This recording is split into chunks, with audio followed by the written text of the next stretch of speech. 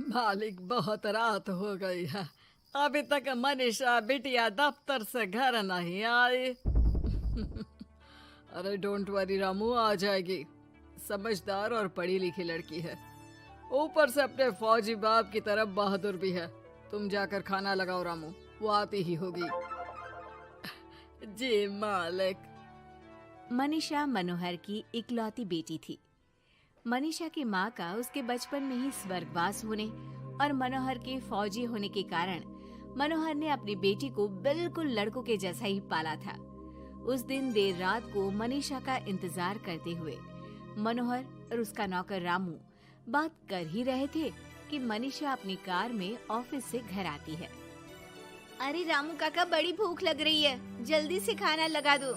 और कल मेरे कुछ खास क्लाइंट्स घर पर लंच के लिए भी आ रहे हैं, तो कुछ अच्छा सा बना देना।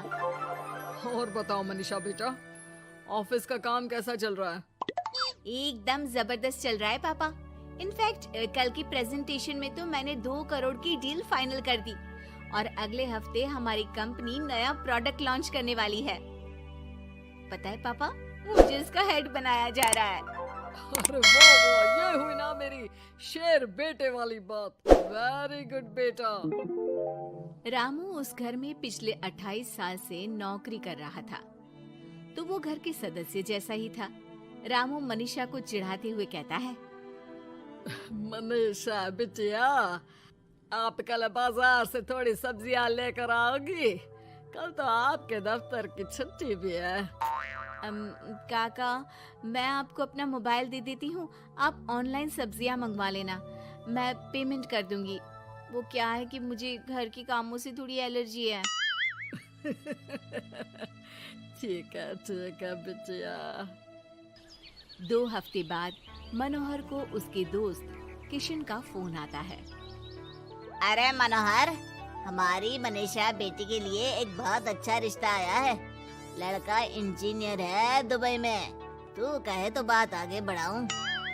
हाँ, रिश्ते की बात तो आगे बढ़ा ही सकते हैं, लेकिन लड़के वालों की कुछ शर्तें भी तो होंगी ना, मतबला, लेन देन वगैरह। अरे यार, लेन देन जैसी तो कोई शर्त नहीं है उनकी। बस लड़की पढ़ी लिखी और घरेलू होनी चाहिए, जो कि यहाँ इंडिया में अपने सास ससुर की सेवा करे और घर संभाल सके। अरे यार किशन, तू तो मनीषा को जानता ही है, पढ़ी लिखी और जिम्मेदार तो है वो, लेकिन घर के नहीं बाहर के कामों में मुझे नहीं लगता कि वो मानेगी।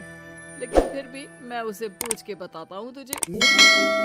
मनोहर अपनी बेटी से उसके लिए आए रिश्ते की बात करता है और उसे लड़के वालों की शर्त के बारे में भी बताता है, जिस पर मनीषा कहती है, पापा आप तो जानते हैं ना कि मुझे घर के कामों में कोई इंटरेस्ट नहीं है और आपने मुझे पढ़ा लिखा के अपने पैरों पे खड़ा होना सिखाया।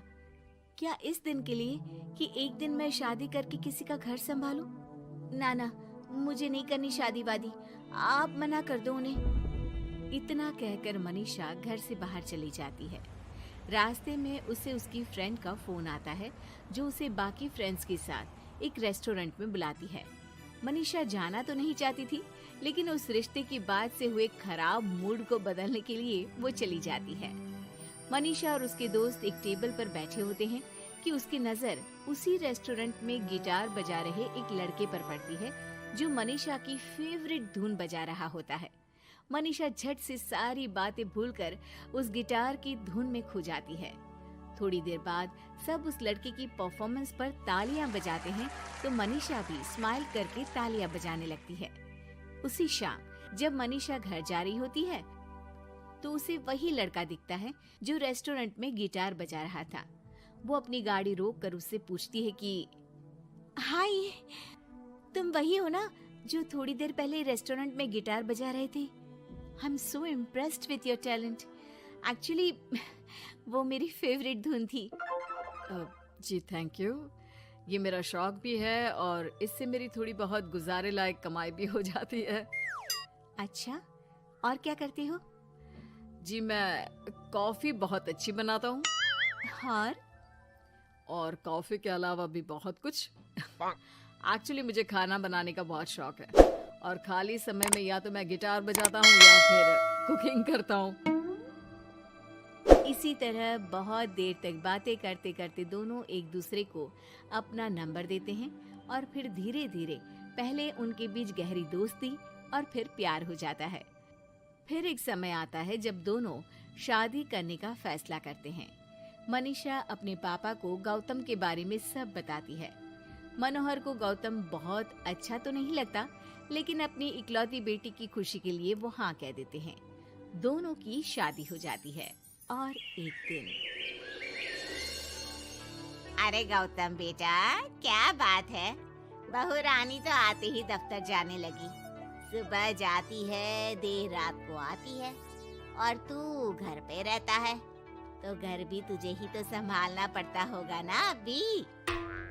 जी आंटी जी, वो मेरा काम कुछ कम ही चल रहा है और घर चलाने के लिए किसी को तो दफ्तर जाना ही पड़ेगा ना, तो मनीषा ही चली जाती है और मैं घर पे रहकर सारा दिन करूँगा क्या, तो घर ही संभाल लेता हूँ। हाँ बेटा, कह तो तू सही रहा है, लेकिन समाज को क्या कहेगा? समाज के भी कुछ नियम कायदे होते हैं, लेकिन यहाँ तो उल्टी ही गंगा बह रही है। अच्छा, मैं तो चलती हूँ बेटा। रात को मनीषा घर आती है तो गौतम उसे कहता है कि सुनो, आज हरलीन आंटी आई थी, कह रही थी कि आसपास के लोग बातें बनाने लगे हैं कि तुम मर्दों की तरह काम पे जाती हो और मैं औरतों की तरह घर संभाल रहा हूँ। हाँ, पर तुम तो जानती ही हो ना कि मैं शादी से पहले से जॉब कर रही हूँ, तो फिर अब अचानक से मैं खुद को कैसे बदलूं? एक काम करते हैं, तुम कुछ महीनों के लिए घर से ही ऑनलाइन सारा काम कर लो और हो सके तो घर के काम ट्राई भी कर लो, और मैं बाहर जाकर अपने लिए पक्की नौकरी ढूंढता हूँ। मनीषा मान जाती है और फिर शुरू होती है उनकी नई दिनचर्या। ये लो गौतम, तुम्हारा नाश्ता, चाय और टोस्ट। ये टोस्ट है या किसी नक्शे का काला प्रिंट आउट? अरे मेरी माँ चाय में चीनी डालते हैं, नमक नहीं। ठीक है, मैं क्या करूं? चीनी और नमक एक जैसे ही तो दिखते हैं ना।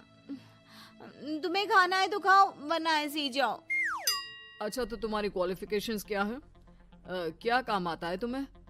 जी, मैंने वैसे तो बीकॉम किया है, लेकिन काम का कोई एक्सपीरियंस नहीं है। एक्चुअली मेरे पेरेंट्स ने ज़बरदस्ती मुझे ये डिग्री करवा दी थी। मुझे तो गिटार बजाना ही पसंद है सर। ठीक है मिस्टर गौतम, जब हमारी कंपनी को किसी गिटार परफॉर्मेंस की ज़रूरत होगी तब आपको बुला लिया जाएगा।